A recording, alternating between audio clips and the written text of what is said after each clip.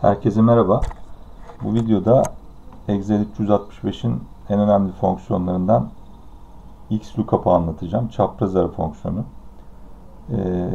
Bildiğiniz gibi önceki Excel versiyonlarında tabii mevcut Excel 365'te de var. VLOOKUP yani düşey ara fonksiyonu kullanılıyordu. Hala da kullanılıyor. Şimdi Excel 365 versiyonlarında XLOOKUP geldi. Aralarındaki farklar neler? Önce kısaca ondan bahsedeyim. Daha sonra örneklerimize geçeriz. Şimdi şu örnekten gidecek olursak düşey ara yani VLOOKUP tek yönlü, yani sadece soldan, en soldan başlayıp sağa doğru arama yapıyor. Ancak XLOOKUP hem sağa hem sola doğru arama yapabiliyor. Yani verinin en solundan başlamayabiliyor. Yani soldaki bir veriyi de bulabiliyor, sağdaki bir veriyi de bulabiliyor.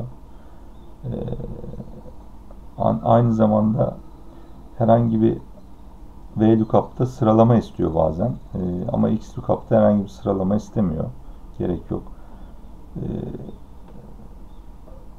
Düşey arada hata varsa yok hatası veriyor. İşte çeşitli hatalar veriyor. XLOOKUP'ta hata varsa özel bir hata mesajı girebiliyorsun. İşte hatalıdır veri vesaire, bulunamadı gibi. Düşey arada kolon numarası belirtmek zorunlu. Kolon numarası daha doğrusu belirtmek zorunlu.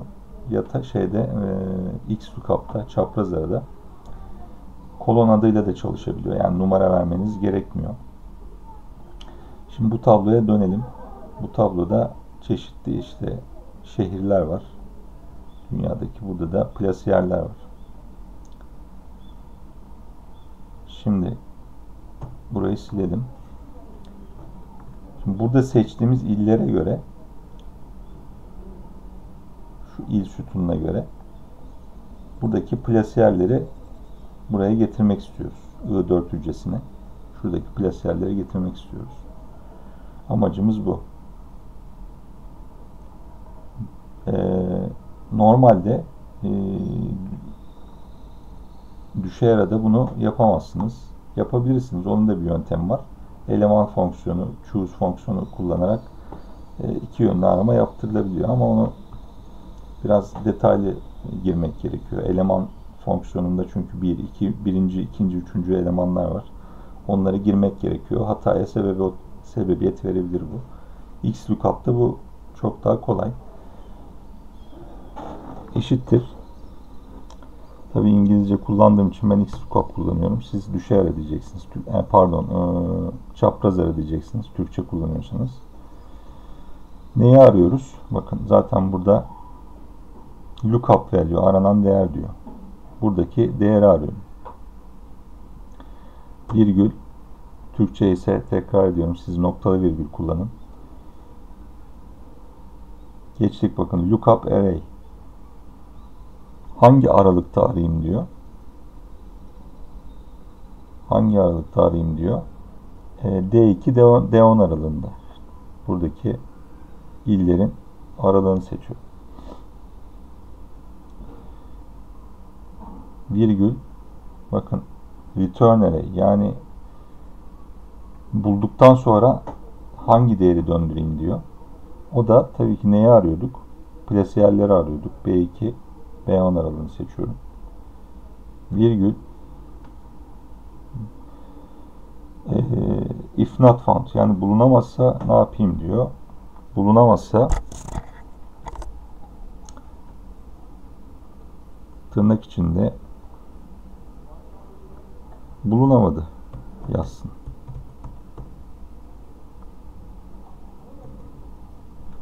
Virgül ve tam eşleşme 0, tam eşleşme exact match 0 gelsin.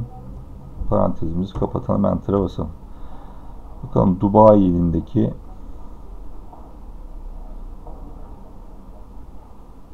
plasiyerimiz kimmiş? William. Şuradaki illerimizi New York yapalım mesela. Karşısında kim var? Emily plasiyeri. Evet, gördüğünüz gibi en solundan başlamadı. Gitti. Solundaki bir değeri de vurdu. Aradığımız il sütununu düşünün. Bunun solundaki bir veriyi bulabiliyoruz bir XLOOKUP'ta. Şimdi bir de şurada düşey ara örneği verelim. Eşittir. Şimdi farkı daha iyi anlayacaksınız. Buradaki neyi arayalım bu sefer de? Yine önce değerimizi VLOOKUP girelim. Formülümüzü. Evet, yine aradığımız New York'u arıyoruz. Daha doğrusu illeri arıyoruz.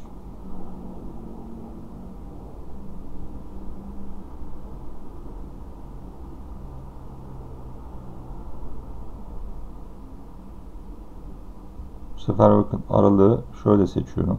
D1 F10 aralığı seçiyorum. Tablo şeklinde. Aradığım değer il sütununun sağında olmak zorunda. İşte bunda böyle bir kısıtlama var düşey arada. Virgül kaçıncı sütun olsun? 1, 2. Satış adedini arıyorum diyelim ki. İkinci sütun olduğu için soldan başlayarak 1, ikinci sütun 2 diyelim. Virgül yine 0 tam eşleşme olsun. Enter'a basalım. Bakın. Bu sefer de 92 bulduk. Yani New York'un satış adedini bulmuş olduk. Bunu değiştirelim. Berlin yapalım.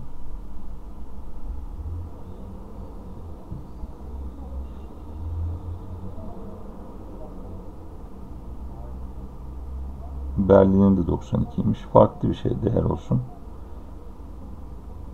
Paris diyelim mesela. Bak, Paris'in satış adedini 83 olarak buldum. Yani en önemli fark bu.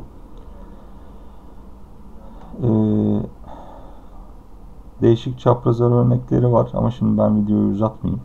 İleriki daha gelişmiş örnekleri ileriki videolarda gösteririm. Daha karmaşık örnekler var mesela burada. İç içe XLOOKUP var. Özellikle onu göstermek isterim ileriki videolarda. Şimdilik bu kadar, kısa tutayım videoyu. İzlediğiniz için teşekkürler. Görüşmek üzere. İyi akşamlar.